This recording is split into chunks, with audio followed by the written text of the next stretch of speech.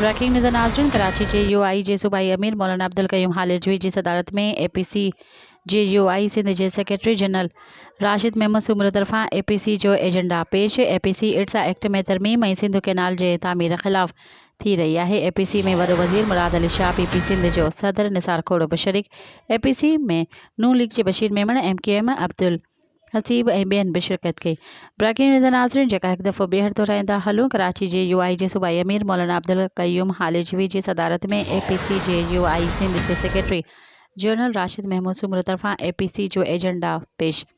APC इट्सा act में तरमीम ऐं सिंध कैनाल जी तामीर ख़िलाफ़ थी रही है। APC में वॾो वज़ीर मुराद अली शाह, PP सिंध जो सदर निसार खोड़ो बि शरीक। APC में नून लीग जे बशीर मेमण, MKM जो अब्दुल हसीब ऐं ॿियनि बि शिरकत कई। मज़ीद ख़बरनि ऐं तफ़सीलात लाइ विज़िट कयो असांजी वेबसाइट www.awamiNewsHD.com ऐं ॾिसंदा रहो अवामी न्यूज़ HD।